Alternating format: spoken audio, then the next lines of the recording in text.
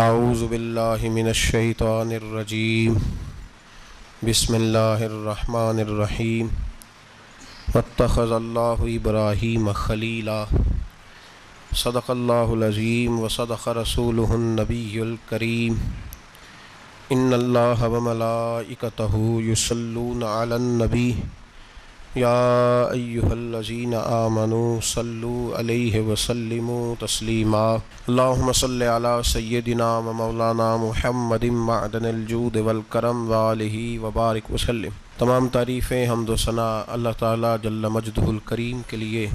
بعد درود و سلام نبی محترم شفیع محتشم آقا کل ختم رسول دانا سبل احمد مجتبیٰ جناب حضرت محمد مصطفیٰ صلی اللہ تعالیٰ علیہ وسلم کی ذات والا صفات کے لیے حمد و صلات کے بعد، عزیز دوستو، بزرگوں اور بھائیوں، حضرت سیدنا ابراہیم خلیل اللہ علی نبینا علیہ الصلاۃ والسلام کا تذکرہ قرآن مجید نے کئی جگہوں پہ بیان فرمایا ہے۔ نبی پاک صلی اللہ تعالیٰ علیہ وسلم نے ارشاد فرمایا کہ میں ملت ابراہیم پہ ہوں۔ حضرت ابراہیم علیہ الصلاۃ والسلام کے سیرت کو، سوانے کو، ان کی زندگی کے واقعات کو قرآن مجید نے متعدد مقامات پہ بیان کیا ہے۔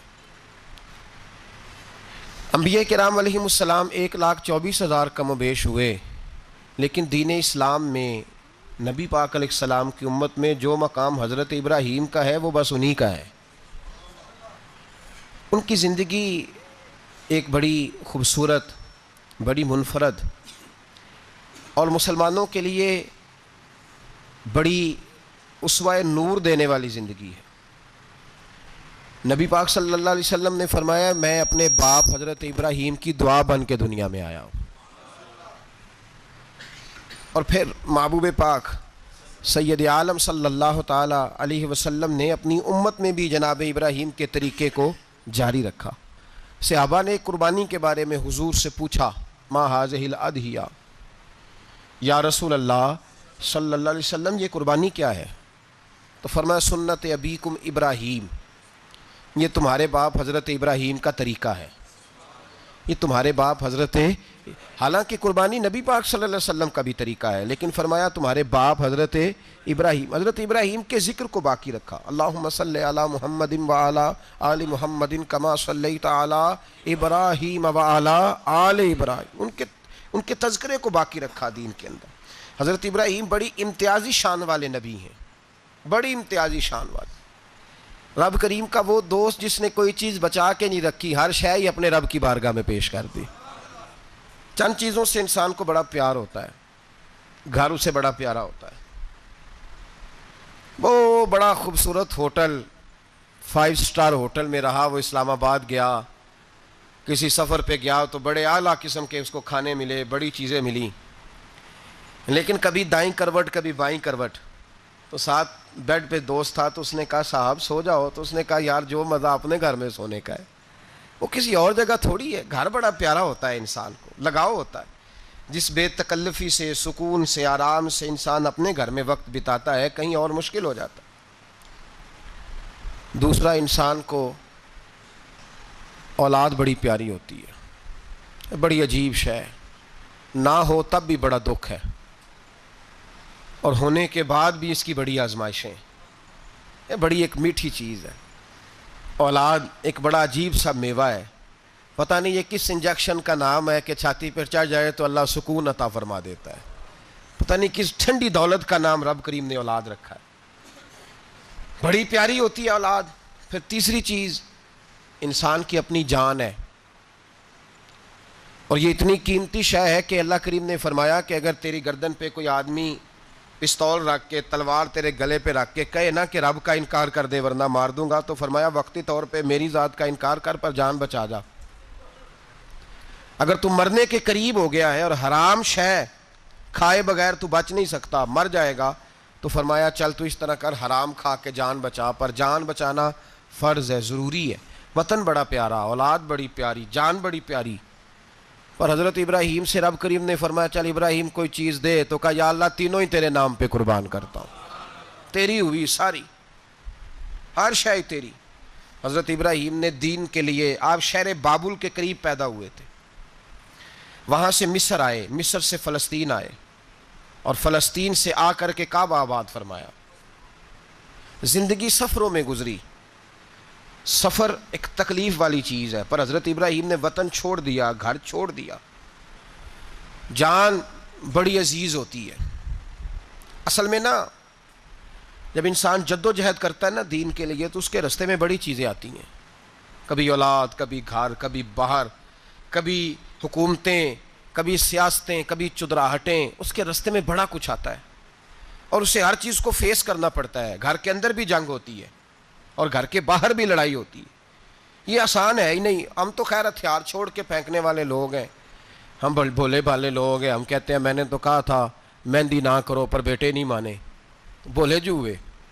اسی طرح حالانکہ اگر وہ بیٹا کہے نا کہ ابا جی لاؤ زندگی میں سارا کچھ میرے نام کرو، تو پھر ہم بولے نہیں ہوتے، اور اس وقت ہم تیز ہوتے ہیں، کہتے ہیں یہ کیسے ہو سکتا ہے، ہاتھ کاٹ کے دے دوں۔ اس وقت نہیں، دین کے معاملے میں بولے ہوتے ہیں۔ بیٹا بد مذہب کے پاس جا رہا ہے تو اس وقت ہم بولے بھالے ہیں، کوئی عرض نہیں، لیکن اگر وہ اپنی پسند کی شادی کرے ہمیں کراس کر کے، پھر ساتھ ہی ہم تیز ہو جاتے ہیں۔ تو حضرت ابراہیم نے جب دین کے لیے نکلے تو جد و جہد کی، گھر کے اندر بھی گھر کے باہر بھی۔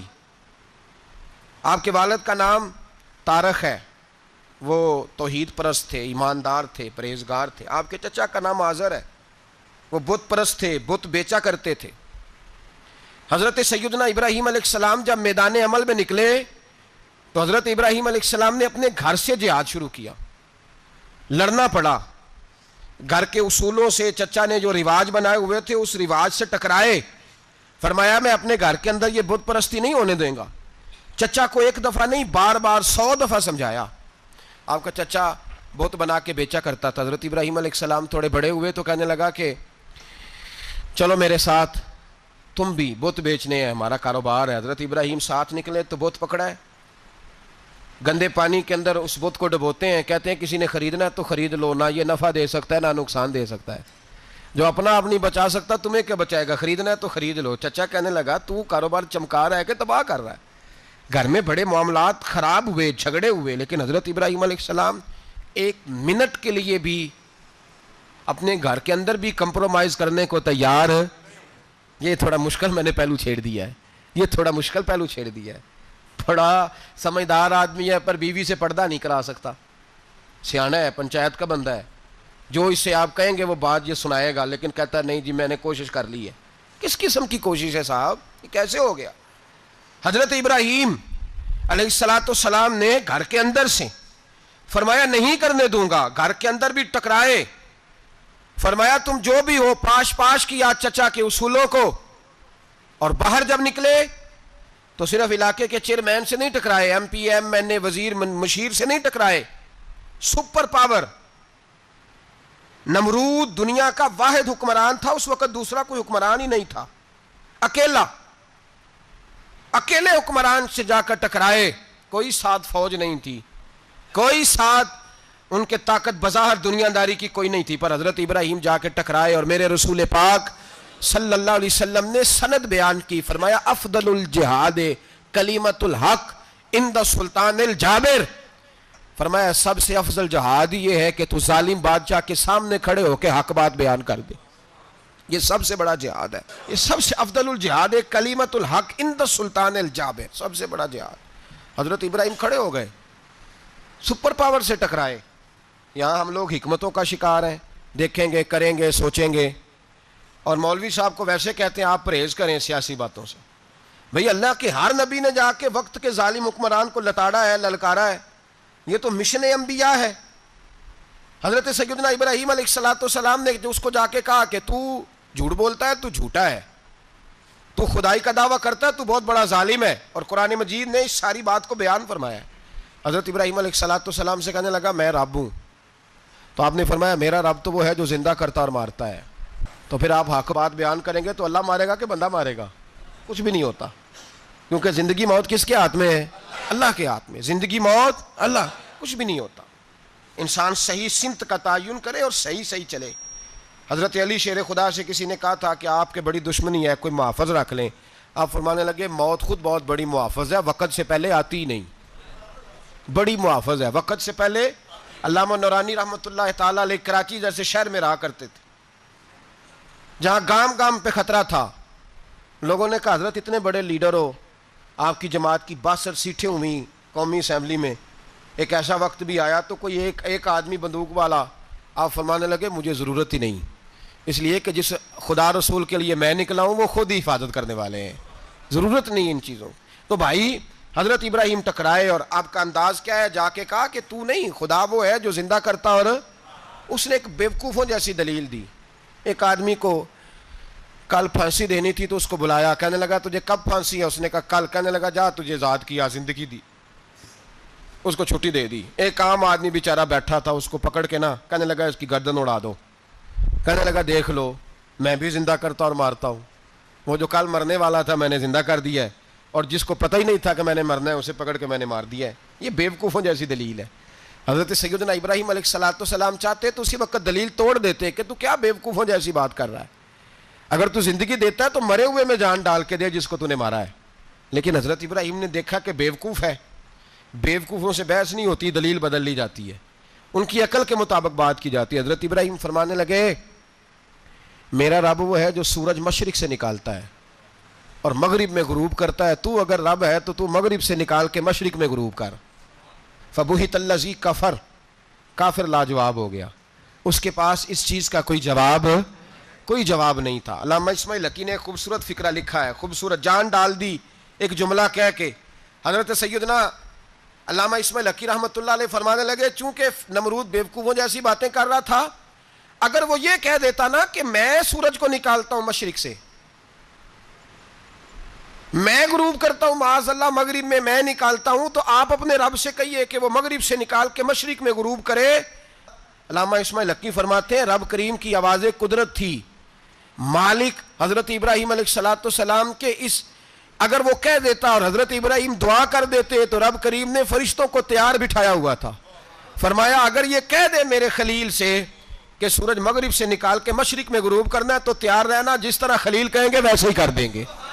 واتخذ اللہ ابراہیم خلیلا, ابراہیم ہمارا دوست جو ہوا, جیسے کہے گا ویسے کر دیں گے. حضرت سیدنا ابراہیم علیہ السلام کی باتوں کا جب جواب نہ دے سکا, دلیل نہیں بندہ دیتا, پھر لڑائی کرتا ہے, پھر جھوٹے موٹے اعتراض کرتا ہے. دلیل ختم ہوتی ہے تو لوگ ذاتیات پہ اترتے ہیں, کہتے ہیں یہ کھانستا صحیح نہیں, دیکھتا صحیح نہیں. دلیل ختم, اب ذاتیات پہ اترے, کہنے لگے مجھے پتہ چلا ہے کہ یہ فلانی جگہ گیا تھا تو وہاں جا کے اس نے اس طرح کیا ہے. پھر لوگ ذاتیات پہ اترتے ہیں, جب دلیل کا جواب دلیل سے نہیں دے پاتے پھر ذاتیات پر اتر کر حملے کرتے ہیں. حضرت ابراہیم کے دلائل کا جواب نمرود نہ دے سکا تو کہنے لگا کہ اس کو آگ میں ڈال دو. قوم گئی ہوئی تھی ساری, آپ نے بات سنی ہوئی ہے, میں نے صرف اشارہ دینا ہے, میلے پہ. تو حضرت سیدنا ابراہیم علیہ السلام نے سارے بت توڑ دیے, کلاڑا بڑے بت کی گردن پہ رکھا. واپس آئے, کہنے لگے بت کس نے توڑے ہیں؟ تو فرمایا اس سے پوچھ لو جس کی گردن پہ کلاڑا ہے. کہنے لگے یہ تو بول ہی نہیں سکتا. تو فرمانے لگے بڑے بیوقوف ہو, جو بولتا ہی نہیں, سنتا ہی نہیں, اپنا آپ نہیں بچا سکتا, اس کی پوجا کرتے ہو. کہنے لگے پکڑو, دلیلیں ختم ہو گئی, اس کو آگ میں ڈالو. بہت بڑی حویلی 45 فٹ مربع پہ مشتمل ایک حویلی بنائی گئی اور 45 فٹ اونچی. مختلف روایات, علامہ اسماعیل حقی کہتے ہیں کہ 3 مہینے تک نمرود نے کہا کہ اس کے اندر لکڑیاں ڈالو. لوگ پوچھنے لگے کتنی دنیا جلانی ہے؟ کہنے لگا بندہ تو ایک جلانا ہے, پر بندہ بڑا تگڑا ہے, ایک بندہ. 3 مہینے لکڑیاں ڈالی گئیں. اور لوگوں کی جو تہمات ہوتی ہیں نا وہ بڑی عجیب ہوتی ہیں. تہمات میں نے بڑی تفصیل سے رمضان المبارک میں گفتگو کی تھی. بدشگونی, تہمات لوگ لیتے ہیں. اس وقت بھی لوگ تہمات کا شکار ہو گئے. عقیدہ بگڑ جاتا ہے تو وہ عجیب و غریب باتیں کرنے لگتا ہے. تہمات کا شکار ہو گئے. بیویاں نظر مانتی, میں بیمار ہوں, اگر صحیح ہو گئی تو اتنے من لکڑی دوں گی حضرت ابراہیم کی آگ جلانے کے لیے. ایک عورت لے کے جا رہی ہے لکڑیاں, تو ایک نیک دل آدمی نے اس سے پوچھا کہاں جا رہی ہو؟ کہنے لگی میں نے منت مانی تھی تو حضرت ابراہیم علیہ السلام کو معاذ اللہ جلانے کے لیے لکڑیاں لے کے جا رہی ہوں. تو وہ رب کریم کے بندے کہنے لگے تو ڈھونڈتی رہے گی, تجھے وہ جگہ ملے گی نہیں. وہ بی بی کئی مہینے گھومتی رہی, جگہ ہی نہیں ملی جہاں لکڑیاں ڈالنی, ماری گئی. تہمات کا شکار ہوئے بہت سارے لوگ. تہمات کا بھائی, تہمات دین کے اندر منع ہے, تہمات دین میں کوئی نظر ماننا، کوئی کسی بزرگ کے مزار پہ جا کے سال ثواب کے لیے کوئی چیز ماننا، یہ تو درست ہوا، لیکن غیر شرعی نظریں مان لینا کہ میں آگ کے گرد چکر لگاؤں گا، میں جناب وہاں جا کے یہ والا تماشا کروں گا، میں دھاگا باندھوں گا، میں رسا کاٹوں گا، میں وہاں گندے اور سے پانی پیوں گا، ان کی شریعت اجازت، یہ تہمات ہیں، بدشگونی ہے، دین میں ان کی کوئی گنجائش۔ آپ نظر ماننے سے پہلے بھی کسی عالم سے رابطہ کریں کہ میں منت مانگنے لگاؤں تو کیسے ماننی چاہیے، اس کا طریقہ پوچھیں، ایسے ہی غلط چیز کی منت تھوڑی مان لی جائے گی۔ بہرحال آمدام برسر مطلب حضرت ابراہیم کے لیے آگ جلائی گئی، 45 فٹ اونچی آگ ہے، پرندہ بھی اوپر سے گزرتا ہے تو نیچے گر جاتا ہے جل کے، اتنے دن لگا کے آگ جلائی گئی۔ اب حضرت ابراہیم کو جلایا جانے لگا ہے۔ یہاں تو موجیں ہے نا، جو کسی ادارے کا سربراہ ہے اس کے لیے موج ہے، کسی جگہ آفیسر بن گیا تو موج ہے، پیر صاحب کے لیے موج ہے، علامہ صاحب کے لیے موج ہے، خطیب صاحب کے لیے موج ہے، جلنا کس کو پڑتا ہے؟ حال ہی کوئی نہیں رہا اللہ ماشاء اللہ، وہ لوگ گزر گئے جو تکلیفیں سہ کے کام کرتے تھے، گزر گیا زمانہ۔ حضرت سیدنا ابراہیم علیہ السلام کو جلایا جانے لگا ہے تو اب اتنی بڑی آگ ہے تو ڈالیں کیسے؟ شیطان نے تجویز دی کہ منجنیق بناؤ، منجنیق، بڑے بڑے بانس باندھ کے ان کے نیچے رسا باندھو، وہ جس طرح جھولنے کے لیے جھولا بنایا جاتا ہے اس طرح ایک منجنیق، پرانے زمانے میں اس میں پتھر رکھ کے پھینکے جاتے تھے دشمنوں پہ، وہ منجنیق بنائی گئی کہ دور سے حضرت ابراہیم کو پھینکیں گے، ہاتھ حضرت ابراہیم کے باندھ دیے، پاؤں مبارک باندھ دیے، پوری زمین پہ ایک نام لینے والا خدا کا، اور اس کو آج رسیوں میں جکڑا ہوا ہے۔ جب پھینکا جانے لگا نا آگ میں، حوریں رونے لگیں، فرشتے تڑپنے لگے، اے اللہ یہ کیا ہونے لگا ہے، ایک تیرا خلیل اور وہ بھی آگ میں۔ فرمایا جاؤ جا کے اس سے کہو اگر تمہاری مدد لیتا ہے تو اسے بچاؤ۔ ہوا کا فرشتہ آیا، کہا ابراہیم اگر تو کہے، او بھائی ان چیزوں کو کہانی سمجھ کے نہ سنا کریں، یہ داستان نہیں، یہ وہ طریقے ہیں جو ہمارے رسول نے ہمیں اپنانے کا حکم ارشاد فرمایا ہے، جو عقیدے، یہ وہ نظریات ہیں جو ہمیں اوڑھنے کو کہا گیا، اپنے رب کریم کی رضا پہ راضی رہنے کے یہ وہ خوبصورت مواقع ہیں صوفیاء نے جن کو بنا کر سمجھا کر ہم تک پہنچایا ہے۔ یہ ہے اہل طریقت کی باتیں، وہ کہتے ہیں یار جس حال میں رکھے راضی رہنا ہے۔ حضرت ابراہیم علیہ السلام کو پھینکا جا رہا ہے، فرشتہ آیا، اے اللہ کے خلیل اگر حکم دو تو اتنی ہوا چلاؤں کہ نمرودی جل جائیں سارے، آگ ان پہ پھینک دی جائے۔ آپ نے فرمایا تو جا، تجھ سے مجھے کوئی کام نہیں۔ تھوڑی دیر کے بعد پانی کا فرشتہ آیا، کہا حضور اتنی بارش برساؤں گا کہ آگ بجھ جائے گی۔ فرمایا تو جا، تجھ سے کوئی کام نہیں۔ اب جب منجنیق میں رکھ دیے گئے، آگ میں جانے کا لمحہ ہے، تیاری ہے، حضرت جبریل امین حاضر خدمت ہوئے، کہا ابراہیم کوئی حاجت؟ فرمایا تجھ سے کوئی نہیں۔ کہا چلو مجھ سے نہیں تو رب کریم سے ہی بات کر لو، مجھے پتا ہے میں چھوٹا ہوں، آپ مجھ سے مدد کیوں لوگے، رب کریم سے ہی بات کر لیں۔ تو حضرت ابراہیم کہنے لگے جبریل یہ بتا، رب کو نہیں پتا اس کا خلیل کس حال میں ہے، اسے نہیں پتا میں کس حال میں ہوں، میرے ہاتھ بندھے ہیں، پیر بندھے ہیں آگ میں، اسے نہیں پتا، بتایا تو اسے جاتا ہے جس سے خبر نہ ہو، تو اگر اسے پتا ہے تو اگر وہ جلانے پہ راضی ہے تو میں بھی جلنے کو تیار ہوں، میں تیار ہوں، اسے کہو ٹھیک ہے۔ حضرت سیدنا ابراہیم علیہ السلام کو منجنیق میں ڈال کے جو پھینکا آگ میں، یا نار کونی بردم و سلاما علی ابراہیم، اللہ نے فرمایا اے آگ میرے ابراہیم پہ ٹھنڈی بھی ہو جا اور سلامتی والی بھی ہو جا۔ حضرت ابراہیم کو دو فرشتوں نے بٹھا دیا زمین پہ، پھول کھلے ہیں، کونپلیں مہک رہی ہیں، کلیاں خوشبو دے رہی ہیں، حضرت ابراہیم نے سر سجدے میں رکھ دیا، سبحان اللہ والحمد للہ ولا الہ الا اللہ واللہ اکبر۔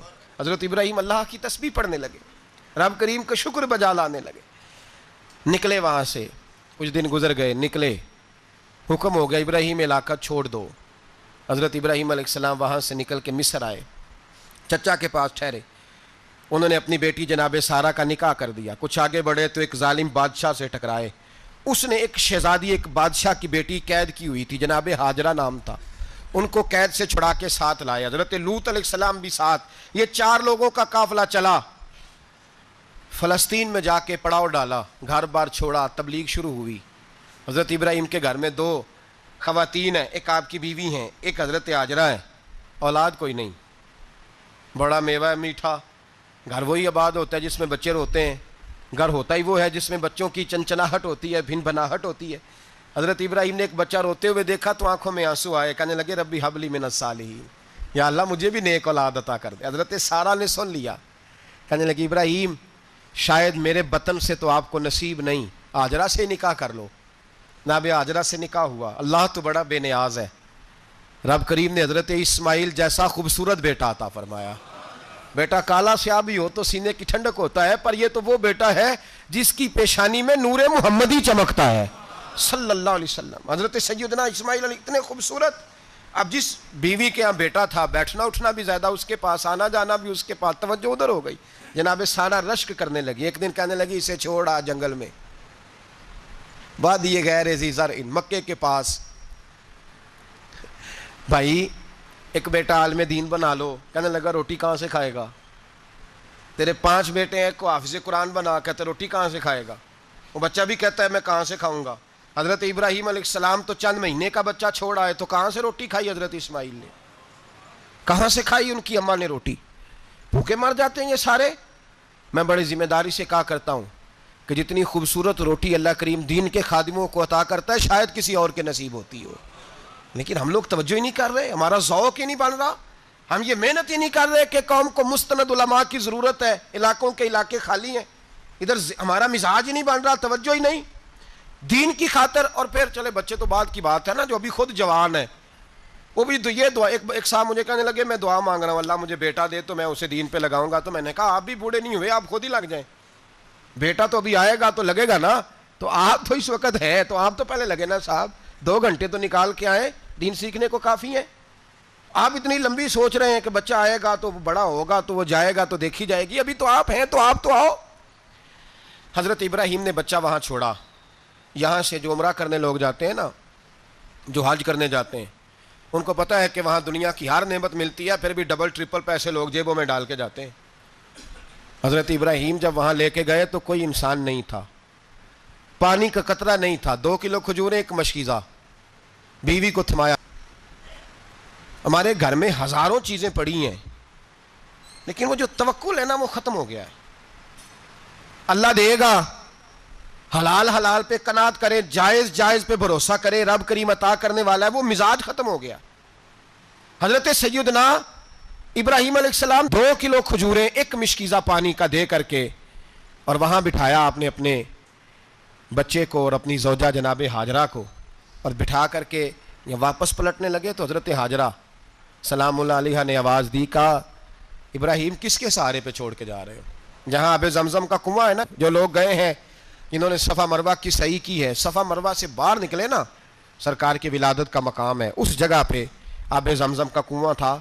वहाँ हज़रत सैयदना हाजरा को बिठाया, कोई चीज़ नहीं, कोई दरख्त नहीं, कोई खेत नहीं, कोई पानी नहीं, कोई कुआं नहीं, वहाँ बिठाया और बिठा करके निकलने लगे तो जनाब हाजरा फरमाने लगी इब्राहीम किसके सहारे पे छोड़ के जा रहे हो? कहने लगे अल्लाह के सहारे पे। तो पाकबाज बीबी ने एक लफ्ज़ पूछा, कहा इब्राहीम ये मेरे रब का हुक्म है, ये मेरे, बस जिनका अकीदा तौहीद मजबूत हो उनके लिए एक जुमला काफ़ी होता है, ये मेरे अल्लाह का हुक्म है। तो जनाब इब्राहीम अलैहिस्सलाम फरमाने लगे हाजरा हाँ रब का हुक्म है।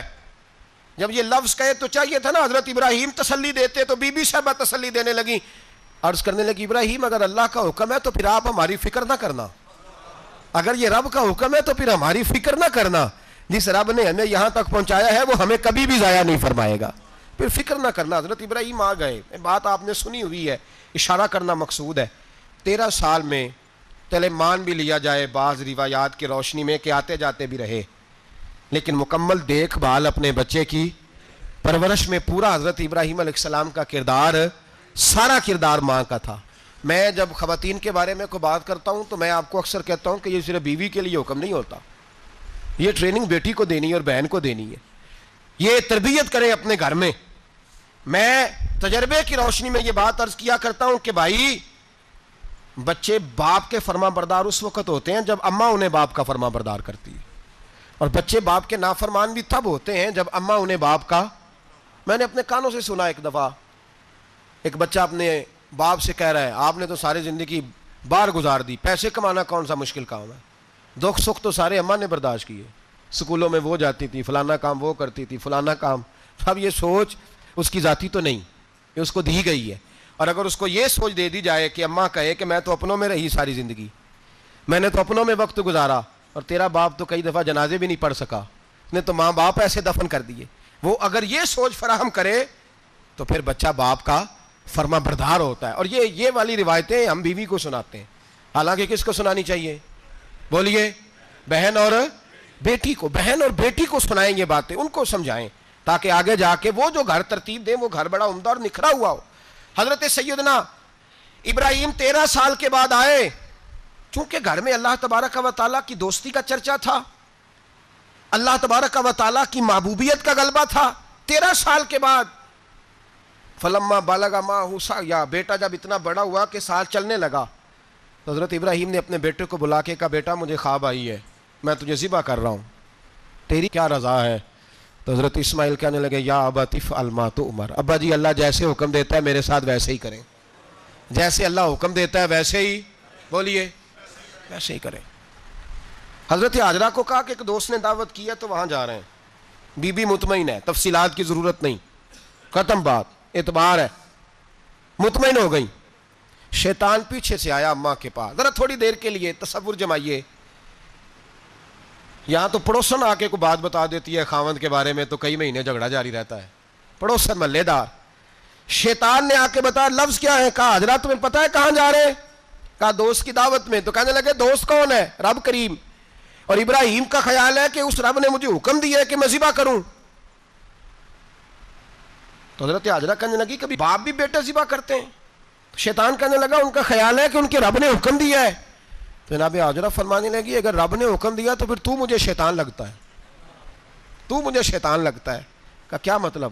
فرمانے لگی اگر رب کریم کا حکم ہے تو میرے پاس ایک اسماعیل ہے، اگر 1000 بھی ہوتے میں سارے اللہ کے راستے میں پیش کر دیتی. مالک کا ہی تو ہے سارا کچھ، اسی کا ہے، اس میں لیت اللہ کی کیا گنجائش. حضرت سیدنا ابراہیم علیہ السلام نے بیٹے کے حلق پہ چھری رکھ بھی دی اور چھری چلا بھی دی، رکھ بھی دی اور وہ تو اللہ کریم نے فرمایا یا ابراہیم قد صدقت الرؤیا، ابراہیم تو نے خواب سچا کر دکھایا، وہ قیامت تک تیرا نام رہے گا.